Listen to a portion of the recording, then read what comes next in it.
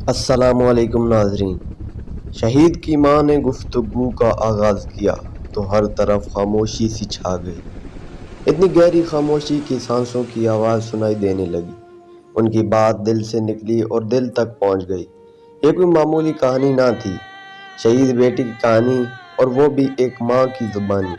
غم، دکھ، رنج اور محرومی، ہمت، حوصلہ اور صبر و استقامت، اعتماد، یقین، فخر اور انکسار، اتنے رنگ کو سے قضا میں بکھیر دیے اس ماں نے۔ ماں کو ہر دن، ہر لمحہ یاد تھا۔ وہ دن جب اس کے بیٹے نے جنم لیا، وہ دن بھی یاد تھا جب اس کا بیٹا اس کی گود میں ہنستا، کھیلتا اور پرورش پاتا رہا، بڑا ہوتا رہا۔ اور وہ دن بھی جب اس کی انگلی پکڑ کر کیڈٹ کالج حسن عبدال لے کر آئی۔ اس معصوم بچے کو اب یہیں رہنا تھا، یہی در و دیوار اس کے مستقبل کی ضمانت تھے۔ وہ نوعمر حسن عبدال کے علمی ماحول میں کھو گیا، لیکن اس کے سینے میں کوئی اور شے بھی پل رہی تھی، جس کا نام شوق شہادت تھا۔ یہ شے کسی کی عطا سے ملتی ہے، اور اس شے کا خمیر جنون اور عشق سے اٹھتا ہے۔ یہ نوجوان غیر معمولی صلاحیتوں کا حامل تھا، ایک مؤدب شاگرد، مخلص دوست۔ 5 سال کے دوران وہ ہر سال اول آیا، کھیلوں کے میدان میں سب سے آگے، شطرنج کا چیمپئن اور بہترین مصنف و مقرر۔ تقریر کرتے ہوئے اس کی آواز گونجتی تو سانسیں تھم جاتی، لکھنے بیٹھتا تو پھول بکھر جاتے۔ کیڈٹ کالج سے فارغ ہوا تو اس نے فوج میں جانے کا فیصلہ کیا۔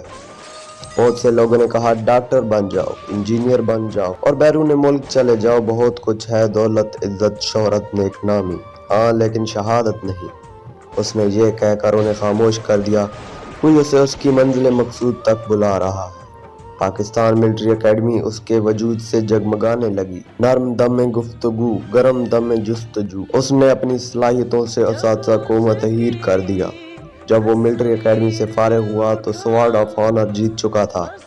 ماں کو مبارکباد ملی تو مستقبل کے سپہ سالار کی ماں ہو، لیکن ماں اور بیٹے کے سینے میں جو شمع فروزاں تھی، اس کا نام تو کچھ اور ہی تھا۔ بہت جلد وہ لمحہ بھی آ گیا جس کی لوگ محض تمنا کرتے ہیں، وہ لمحہ جو مٹی کو دو عالم سے بلند کر دیتا ہے۔ 18 ستمبر 2015 پشاور کے قریب وڈ بیر کا فضائی مستقر، دہشت گردوں کا وحشیانہ وار۔ خدشہ تھا کہ سینکڑوں لوگ خون میں نہلا جاتے، لیکن یہ نوجوان ان کے سامنے کھڑا ہو کر حد فاصل بن گیا۔ اس نے دشمن کا ہر وار اپنے سینے پہ سہا اور برستی ہوئی گولیوں میں جام شہادت نوش کر دیا۔ جب کوئی حق کے لیے اٹھ کھڑا ہو تو اس کے سامنے کوئی ٹھہر نہیں پاتا۔ دشمن کا سر جھک گیا، اعزازی شمشیر ملنے پر ماں نے کہا یہ حق کی تلوار ہے، باطل پر گرے گی۔ بیٹے نے محض چند برس بعد ماں کی بات کو سچ ثابت کر دیا۔ یہ کہانی شہید اسفندیار بخاری کی تھی، اور سنانے والا کوئی اور نہیں، اس کی اپنی ماں تھی۔ ماں جس کی آغوش محبت نے ایک نوجوان کو خدا کا محبوب بنا دیا۔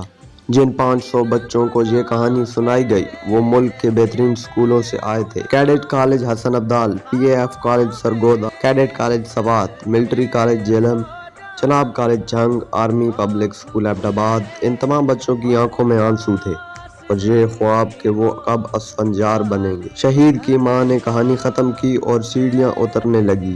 باوقار، پرنور روشنی کا یہ حالہ اس کے گرد گھوم رہا تھا۔ شہید کی ماں کو ایسا ہی ہونا چاہیے۔ سورج تو ہر روز طلوع ہوتا ہے، لیکن یہ کوئی اور ہی دن تھا، کوئی اور ہی لمحہ۔ میں خود پہ قابو نہ پا سکا۔ کالج کے پرنسپل میجر جنرل ریٹائرڈ نجیب طارق کی آنکھوں میں بھی آنسو تھے۔